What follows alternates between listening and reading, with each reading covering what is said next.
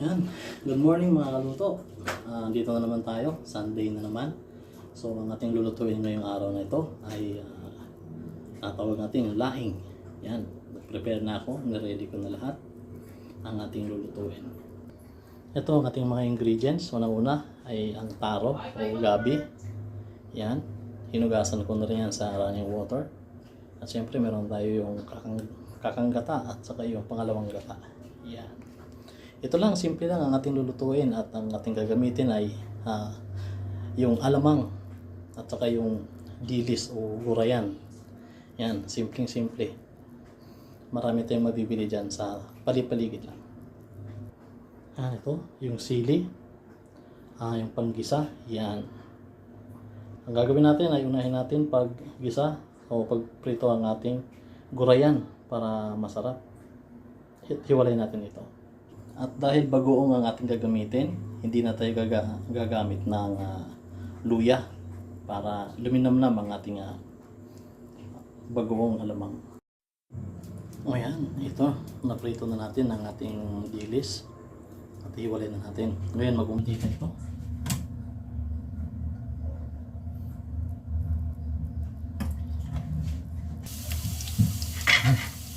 Na tayo.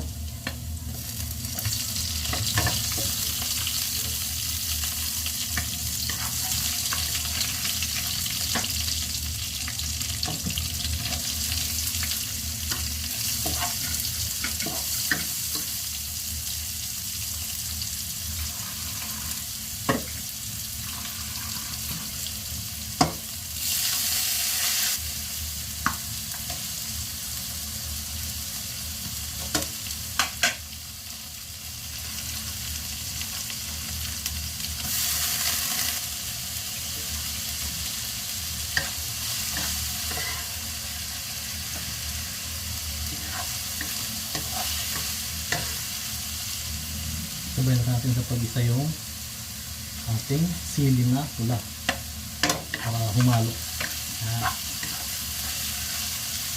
Ganyan siya. Palutuin natin itong mga kamatis. Bato na ang ating kamatis. Iligay na natin ngayon. Igisa na natin yung ating bagoong alamang.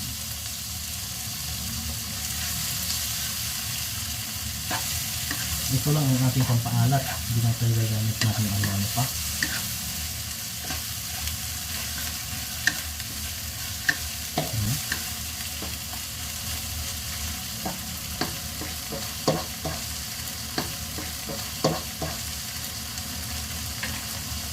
Takpan na ilang sandali para mag-absorb yung ating mga sahog. Yan. Ito na. Wow. Ang bango. Haluin lang natin ito. Haluin. Lumanda na ang ating sulat. Kalamansi juice. Pinigaan natin kalamansi. Para lalong malinamnam. Ngayon silog suka, kalamansi ang nilagay.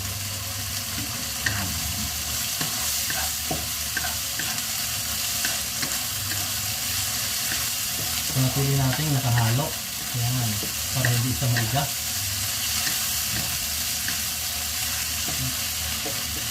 Takpan natin ulit hanggang sa lutong-luto na ang ating bagoong. 3 minuto lang yan. Yan, pagkalito ng 3 minuto, ito na. Yan. Mabagong luto na ang ating bagoong. Mas maganda pag maluto ang bagoong para mas masarap. Yan. So pagkakataon ito, pwede na natin ilagay ang ating pangalawang gata.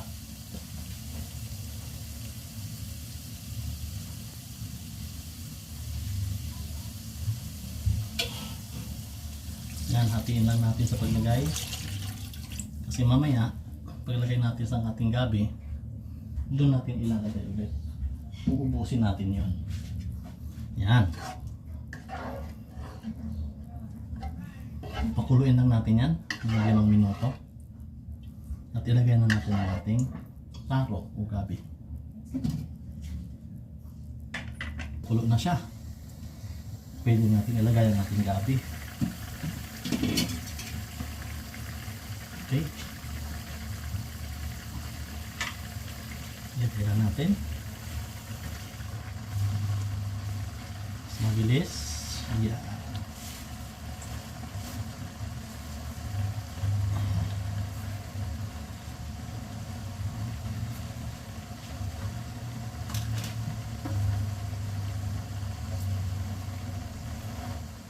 Sa ating paglagay ng gabi, iwasan nating haluin para hindi ito kumati.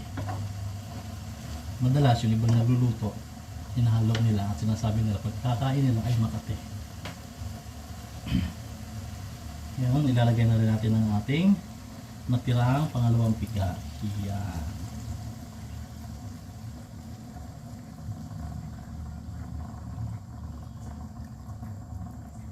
Okay. Yan. Ganyan lang. Pag tayo ng ating gabi, huwag nating halukayin. Takpan natin hanggang sa mag-subside ng ating gabi. Takpan lang natin. Yan. Ayan siya. Oh. Yan. Yan, nag-subside na siya. Pwede natin ilagay ang ating next na ilalagay. Ang ating kakanggata para yan. Ito lang ang paghalo ng ating gabi.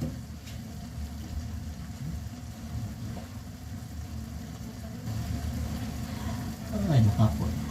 Yan.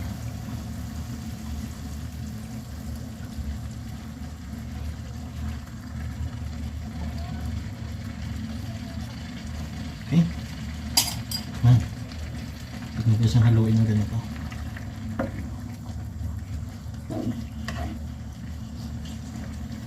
Yan, sa mga absorb niya lang.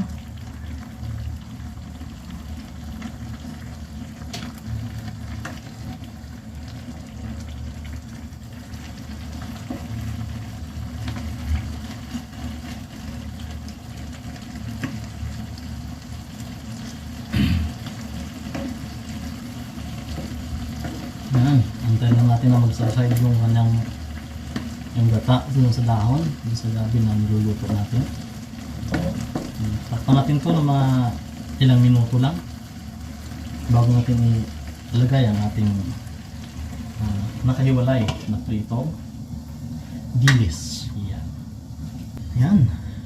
Tama na ito. Yun.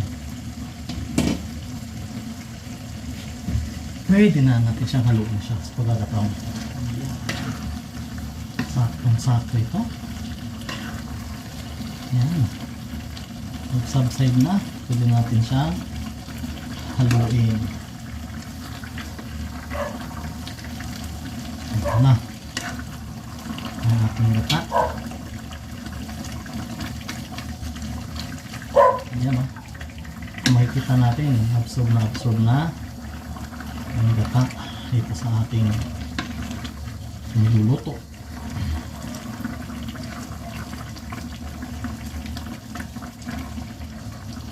Yan.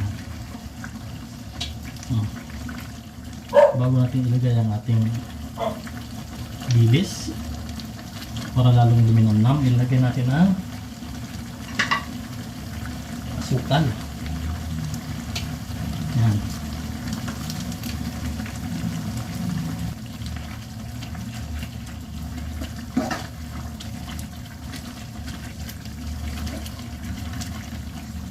Tikman natin ulit kung sakto na ba. Ano? Timplahan natin.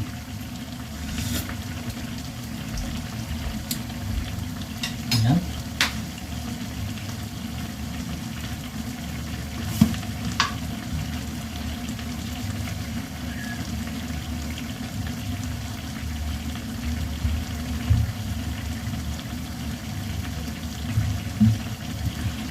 Ano? Asinan na. Ang ito, ilagay na natin ang ating huling na iiwang mga sahog. Yan, ito na ang ating dilis.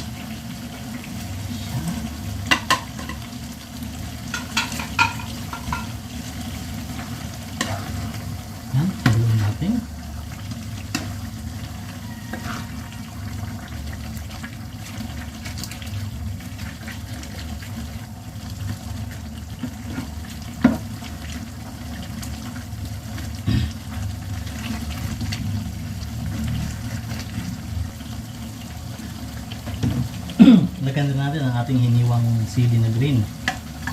Yan. Hindi natin ubusin para sa ating toppings mamaya.